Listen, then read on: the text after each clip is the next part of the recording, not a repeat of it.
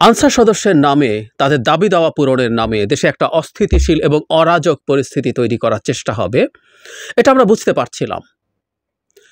Specifically যদি বলি, সরকার গঠন মানে ডক্টর ইউনূসের সরকার গঠন করার ৩-৪ দিনের মধ্যেই তারা ধাপে ধাপে রাস্তায় নেমে নানা ঝামেলা শুরু করেছিলেন।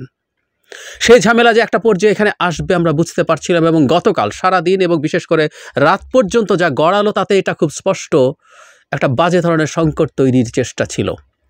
সফল হয়নি সেটা শেষ পর্যন্ত। কিন্তু যেভাবে এটা হলো, যেভাবে আমরা ম্যানেজ করলাম, এভাবে ম্যানেজ করায় আমি কিছু আশঙ্কা দেখি, সেগুলো নিয়ে কথা বলতে চাই। কিন্তু এটা যে একটা চক্রান্ত, এটা নিয়ে আমাদের কারোর নিশ্চয় কোনো রকম ন্যূনতম কোনো কনফিউশন থাকার কারণ নেই। আমরা জানি, এটা পরে পত্রপত্রিকায় এসছে, খুব আলোচিত একটা বিষয়। 1991 সালে শেখ হাসিনা যখন বেগম খালেদা জিয়ার নেতৃত্বাধীন বিএনপির কাছে পরাজিত হন নির্বাচনে, এরশাদ পতনের পর, শোনা যায় আওয়ামী লীগ নাকি তাদের মন্ত্রিসভাটাও রীতিমতো গঠন করে বসেছিল, কিন্তু তারা হেরে গিয়েছিল। এতই তারা শকড হয়, শেখ হাসিনা প্রকাশ্যে সংসদে দাঁড়িয়ে বলেছিলেন, এই সরকারকে একদিনের জন্য শান্তিতে থাকতে দেব না। শেখ হাসিনা আসলে ক্ষমতায় না থাকলে কাউকে একদিনের জন্য শান্তিতে থাকতে দেবেন না। This is her attitude. আর 91 শেখ হাসিনার সাথে 2024 শেখ হাসিনার আকাশ পাতাল পার্থক্য আছে। সে সময়ও তিনি ন্যূনতম ছিটে ফোটা যতটুকু মানুষ ছিলেন, যতটুকু গণতান্ত্রিক মন মানসিকতা ছিল, তার কিছুই আর অবশিষ্ট নেই। আপাদমস্তক হিউব্রিস সিনড্রোমে আক্রান্ত একজন ভয়ঙ্কর মাফিয়া শাসক। ফলে তাকে যখন ক্ষমতার থেকে ছেড়ে পালাতে হয় ভারতে, বিরাট সক্ষমতা দেখানো, বিরাট পাওয়ারফুল নেতা অ্যাটিটিউড দেখানো শেখ হাসিনাকে যখন পালাতে হয়, তার ইগো হার্ট হয়। সুতরাং তিনি সর্বোচ্চ চেষ্টা করবেন যেভাবেই হোক এই সরকারকে ডিস্টেবিলাইজ করা যায়। আর যেটা হয় সেটা হচ্ছে, শেখ হাসিনা চাইবেন তার সাথে তার প্রভু ভারত তো আছেই, এবং উনি এখনও সেই দেশের মাটিতে বসে আছেন। সুতরাং একটার পর একটা চেষ্টা হবে কিভাবে কতটা সংকটে এই সরকারকে ফেলা যায়। সেই চেষ্টাটাই ক্লিয়ারলি হয়েছে, এতে কোনো রকম কোনো সন্দেহের কিছু নাই। এই যে একটার পর একটা গ্রুপ, এটা শুধু না, আরও বিভিন্ন রকম গ্রুপ মাঠে নামছে ডক্টর ইউনূস ক্ষমতায় আসার সাথে সাথে। আমাদের বুঝতে বাকি থাকে না এদের উদ্দেশ্য কি। একটা সরকার ক্ষমতায় এসছে, যে সরকার ইভেন স্বাধীন হবার পরও আমাদের দেশের থানাগুলো থেকে পুলিশ পালিয়ে যায় নাই। এরশাদের সময় তো নাই, একটা পুলিশ ছিল না এই দেশে দিনের পর দিন। এখনও পুলিশ দায়িত্বে আসার পরও সেই অর্থে তার পূর্ণ সক্ষমতা নিয়ে কাজ শুরু করতে তারা পারেনি নানা রকম কারণে। সেরকম একটা সরকারের 2 সপ্তাহ যেতে না যেতেই এই পরিস্থিতি তৈরি করা। আর এই দাবি দাবার নামে এগুলো তো শুরু হয়েছে দায়িত্ব নেওয়া 2-3 দিনের মধ্যে থেকেই। ফাজলামো আমরা বুঝি, এবং একটা সীমা থাকা দরকার আছে। নানান রকমভাবে এগুলো চলছে। যে সরকারটা মাত্র এসছে,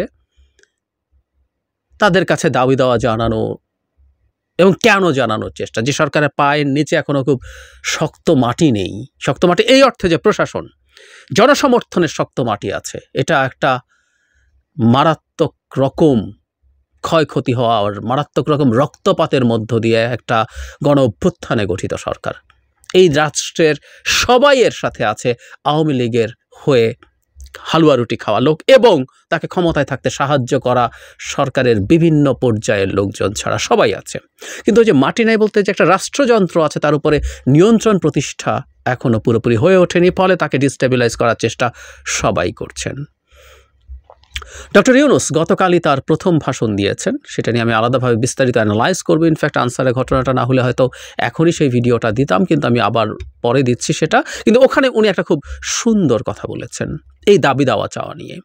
বলছেন, একটা সরকার যখন আসে, দীর্ঘদিন এই দেশে যখন মানুষের ম্যান্ডেটহীন সরকার ছিল, যারা জনগণের কথা শোনেনি, সেই সময় মানুষের মধ্যে নানা রকম অপ্রাপ্তির বোধ, বঞ্চনা হতে পারে, এটা সম্ভাবনা আছে, এবং সেটা জানানোও যাবে নতুন সরকারকে। কিন্তু উনি বলছেন সেটা এখনই এভাবে রাস্তা বন্ধ করে না। তিনি বলছেন যে এগুলো তারা লিখিতভাবে দিক, সেগুলো নিয়ে আলাপ আলোচনা হোক, তারপর হবে। কিন্তু না, সেটা কেউ শুনবেন না। এরকম ম্যাসিভ কাণ্ড ঘটাতে যাচ্ছেন। আজ যা হলো, সেখানে আমরা মিস্টার সার্জিসের বক্তব্য শুনলাম। ওই ঘটনার পর সার্জিস কথা বলেছেন, উনি খুব চমৎকারভাবে ব্যাখ্যা করেছেন। আমরা নিউজও পেয়েছি সেটা হচ্ছে আনসাররা যখন আজকে সচিবালয় ঘেরাও করছেন, দীর্ঘ একটা সময় তারা সচিবালয় পুরো ঘেরাও করে রেখে দিয়েছেন, সচিবালয় থেকে কাউকে বের হতে দেননি। ওর মধ্যে উপদেষ্টারা তো ছিলেনই, এই আন্দোলনের সমন্বয়করা ছিলেন এবং একজন সমন্বয়ক জনাব হাসনাতকে আমরা আহত হতেও দেখেছি।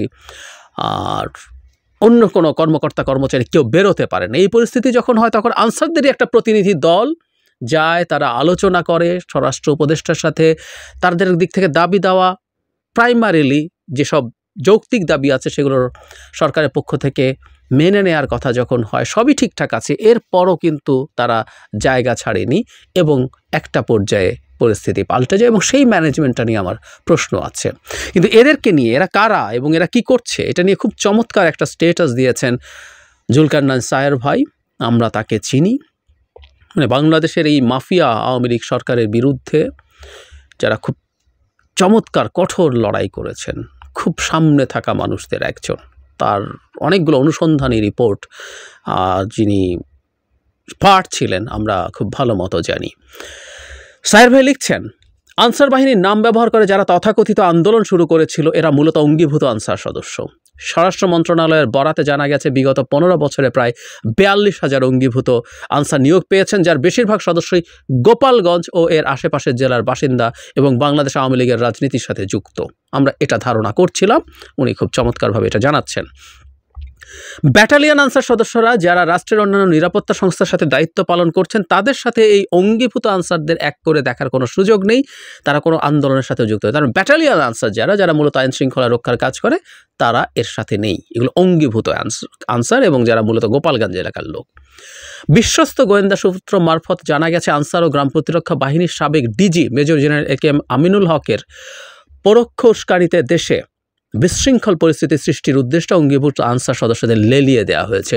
এই ডিজি, আমি যদি ভুল না করে থাকি, আওয়ামী লীগের নেতা, ছাত্রলীগের নেতা এনামুল হক শামীম, যিনি গত ডামি সরকারের মন্ত্রীও ছিলেন, তার ছোট ভাই।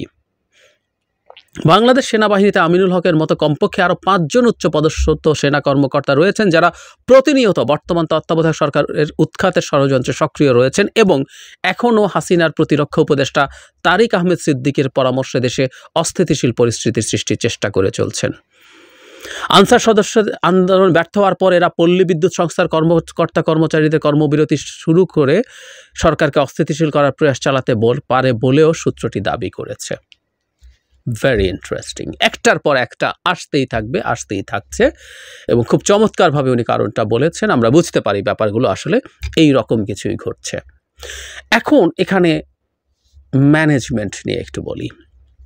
আনসাররা, আমি ভুল না করলে ডক্টর ইউনূস তার দায়িত্ব গ্রহণের 3-4 দিনের মাথাতেই প্রথম তারা শুরু করে দিয়েছেন রাস্তায় দাঁড়ানোর। হাইকোর্টের ওখানে দাঁড়িয়েছেন, প্রথম সংখ্যা এত বেশি ছিল না, ধাপে ধাপে তাদের সংখ্যা বেড়েছে। সুতরাং এই তথ্য আমাদের কাছে পাওয়া দরকার ছিল, আমাদের বোঝা দরকার ছিল যেটা ধাপে ধাপে আরও খারাপের দিকে যেতে পারে। প্রশ্ন হচ্ছে, আমরা কি প্রস্তুত ছিলাম? একেবারেই কি প্রস্তুত ছিলাম? আরও যদি পাল্টা প্রশ্ন করে, আরও কিছুটা স্পর্শকাতর প্রশ্ন, দেশে অনেকগুলো সামরিক বেসামরিক গোয়েন্দা সংস্থা আছে, তারা কি যথেষ্ট তথ্য দিয়েছে যে আজ এই ঘটনা ঘটতে পারে? আমরা বিভিন্ন প্রতিষ্ঠানের চিফদেরকে হয়তো সরাতে পারবো, কিন্তু উল্লেখযোগ্য অংশ আওয়ামী লীগের লোকজন রয়ে গেছে। চ্যালেঞ্জ ইজ ভেরি হাই, কিন্তু কাজটা অন্তর্বর্তীকালীন সরকারকে করতে হবে। কেন বলছি? আজকে যখন সবাইকে অবরুদ্ধ করে ফেলা হলো তখন জনাব হাসনাত একটা স্টেটাস দিয়েছেন, সবাইকে, ছাত্রদেরকে টিএসসিতে আসতে বলেছেন। সেখান থেকে পরে তারা অনেকেই সেটাকে, সেই মন্তব্যটাকে ছড়িয়ে দিয়েছেন, সেই স্টেটাসকে নিজেরাও বলেছেন। সবাই মিলে একত্র হয়ে পরে তারা গেছেন এবং তারা ওখানে চাপ দিয়ে, তাদের হাতে, ছাত্রদের হাতে লাঠি সোটা সহ ভিডিও আছে, তারা গেছেন, গিয়ে চাপ দিয়ে তুলে দিয়েছেন। আমি এই দৃশ্যটাকে আমি ব্যক্তিগতভাবে পজিটিভলি দেখি না।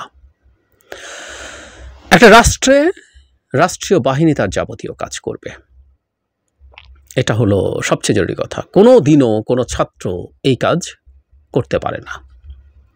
ফলে এই যে ইমেজ আমাদের সামনে আসলো, এই ইমেজটা ছড়িয়ে পড়বে কিন্তু গ্লোবালি। দ্যাট মিনস বাংলাদেশ কিন্তু স্টিল একটা অ্যানার্কির মধ্যে আছে। এই আলাপটা চারদিকে চলবে, অ্যানার্কির মধ্যে একটা দেশ আছে, এই আলাপটা কিন্তু ভালো না, একেবারেই ভালো না।